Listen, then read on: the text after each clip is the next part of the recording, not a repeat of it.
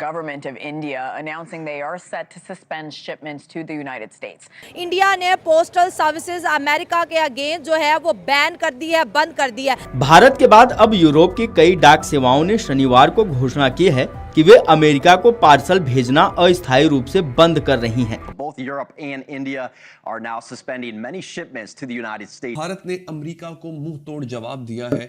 इससे American government थोड़ा shock में भी है, तो आज जेडी वांस को भी उनको पे एक्सप्लेन करना पड़ रहा है तरह तरह के इंटरव्यूज में, तो which is a big thing for Americans. Ego में हर्ट हो रहा है कि क्यों उन्होंने लगाया। लेकिन इतना बोल्ड स्टेप कि अब जो है ट्रम्प सरकार के अटेंशन में आएगी और पोस्टल सर्विसेज सस्पेंड करने से डेफिनेटली जो है अमेरिकन जो आवाम है वो अपनी गवर्नमेंट को क्रिटिसाइज करेगी, प्रेशराइज करेगी, क्योंकि उनके जो सामान की डिलीवरीज हैं आज से बंद होगी।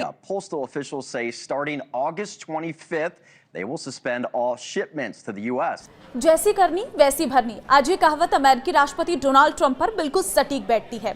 उससे अमेरिका को लॉस होता है कब से कम $250 बिलियन का अप्रोक्सीमेटली लॉस होता है। क्या अवाम है वो जब अपनी गवर्नमेंट के ऊपर कोई ना कोई प्रेशर डालेंगे कि भाई हमें जो सस्ती चीजें मिल रही थी और जो एक अच्छी क्वालिटी मिल रही थी इंडिया से वो अब बंद होना शुरू हो गया। वो ये नहीं एक्सप्लेन करे उन्होंने लगाया। अब लोग पूछ रहे हैं, अमेरिकन पूछ रहे हैं क्यों लगाया आप, और उन्हीं का फ्रेंडली मीडिया पूछ रहा है, रिपब्लिकन्स का। If you are expecting a package from Europe or India, you may be waiting a while. नमस्ते दोस्तों, जय हिंद। हिंदुस्तान स्पेशल में आपका स्वागत है। दोस्तों, अमेरिका के लिए डाक सेवाएं अस्थायी रूप से निलंबित कर दी गई हैं। संचार मंत्रालय ने शनिवार को बताया कि अमेरिकी सीमा शुल्क विभाग द्वारा जारी किए गए मानदंडों में स्पष्टता की कमी की वजह से एयर कैरियर कंपनियों ने अमेरिका जाने वाली डाक को ले जाने से इनकार कर दिया है। डाक विभाग ने शनिवार को नए अमेरिकी सीमा शुल्क नियमों से उत्पन्न हुई परिचालन चुनौतियों का हवाला देते हुए 25 अगस्त से अमेरिका के लिए सभी डाक सेवाओं को अस्थायी रूप से निलंबित करने की घोषणा की है। ये कदम अमेरिकी प्रशासन द्वारा 30 जुलाई को कार्यकारी आदेश जारी करने के बाद उठाया गया है, जिसमें $800 तक की कीमत के आयातित सामानों के लिए लंबे समय से चल रही आ रही ड्यूटी फ्री न्यूनतम छूट को रद्द कर दिया गया। हालांकि $100 तक के पत्रों, दस्तावेजों और उपहार वस्तुओं के लिए सेवाएं जारी रहेंगी। अमेरिकी प्रशासन ने 30 जुलाई 2025 को जारी एक कार्यकारी आदेश में कहा था कि $100 से ज्यादा कीमत के सामान पर 29 अगस्त से अमेरिका में सीमा शुल्क यानी टैरिफ लागू होगा। अब भारत की बारी है।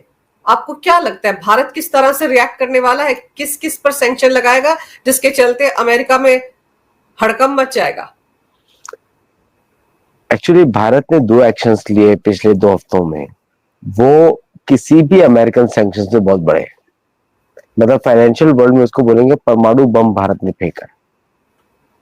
पहला था वॉस्त्रो अकाउंट्स, आरबीआई का नोटिफिकेशन, जिसमें अभी कोई भी एफिलिएट बैंक दुनिया की वो किसी भी भारतीय बैंक से जुड़ सकती है, अपना अकाउंट खुलवा सकती है किसी भारतीय बैंक में विदाउट आरबीआई परमिशन, और वॉस्त्रो अकाउंट खोल सकती है। वॉस्त्रो अकाउंट का अर्थ होता है 2 अकाउंट्स होते हैं, vostro account, nostro account. Vostro account होता है जिसमें it's your money, nostro account is my money, ऐसा बोलते हैं, ये लैटिन टर्म्स है। तो वॉस्त्रो अकाउंट का अर्थ है कि कोई भी बैंक दुनिया की भारतीय कंपनीज के साथ ट्रेड कर सकती है रुपए में। इसको ऐसा ही बोलते हैं फुल कन्वर्टिबिलिटी ऑफ रुपी, मतलब किसी अमेरिकन कंपनी को भी अगर भारतीय कंपनी के साथ ट्रेड करना पड़ेगा, उसको डॉलर की जरूरत नहीं पड़ेगी, वो रुपए खरीदेगी और रुपए से ट्रेड करेगी। और भारतीय एक्सपोर्टर्स को भी बड़ा आसान हो जाता है, वो पे करेंगे रुपए में, डॉलर्स में नहीं पे करेंगे, तो भारतीय कंपनीज को भी डॉलर खरीदने की जरूरत नहीं है। तो ये सबसे बड़ा हड़कंप, भूकंप है एक्चुअली अगर देखा जाए तो। दूसरा एक्शन भारत ने लिया कि ट्रंप ने जो टैरिफ लगाया था 25% on all goods, general goods का, वो किक इन हो गया। अभी हम लोग को लग रहा था किक इन नहीं होगा, लेकिन किक इन हो गया। और तो उसमें भारत ने क्या किया, पोस्टल यूनियन ने, भारत की पोस्टल सर्विसेज ने, तो ये $100 से कम की वैल्यू पे नहीं लगता है, बट एनीथिंग अबव $100 की वैल्यू पे करेगा। तो ये मनी जो है भारतीय फैमिलीज भेजती थी for buying small goods, 1 or 2 goods, जैसे कि भारत ने किसी ने कुछ खरीदा, अप्लायंस खरीदा अमेरिका से, या फिर उन्होंने अपने रिलेटिव्स को कुछ पैसे भेजे for any reason, can be any reason, as a gift also, उस पे अमेरिका लगाएगा 25% टैरिफ। तो इंडियन पोस्टल सर्विस ने बोला we don't want to export anything, तो उन्होंने रिस्पॉन्ड किया विद देयर ओन स्टॉपेज, मतलब कि अमेरिका के सामने खड़े हो गए।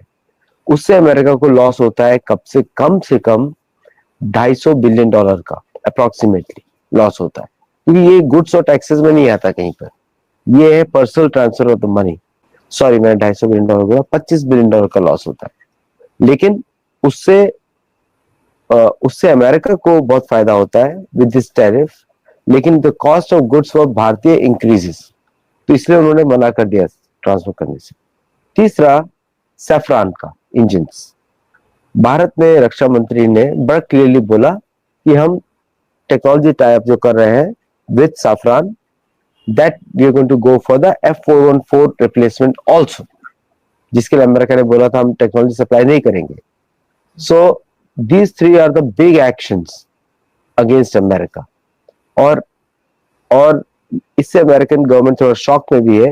तो आज जेडी वांस को भी उनको भी एक्सप्लेन करना पड़ रहा है तरह तरह के इंटरव्यूज में, तो which is a big thing for American, ego में हर्ट हो रहा है कि क्यों उन्होंने लगाया, वो ये नहीं एक्सप्लेन करे उन्होंने लगाया।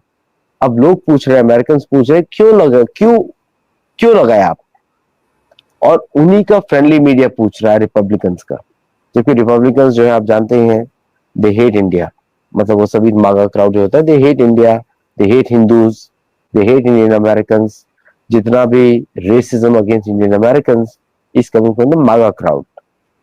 तो विद दीज 3 एक्शंस में now has forced media to ask them tough questions, which is a very good thing for India, क्योंकि इंडिया को फर्क नहीं पड़ता है, but they are under tremendous pressure.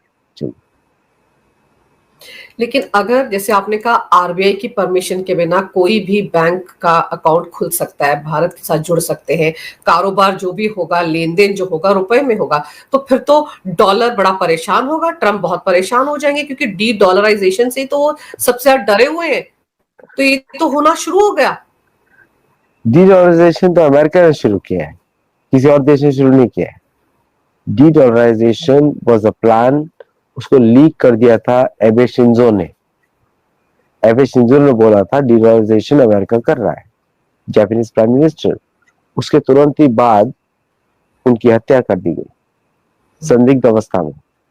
Okay, और दूसरा, ब्रिक्स जो टर्म है वो गोल्डमैन सैक्स ने बनाई है, वो भारत ने नहीं बनाई है।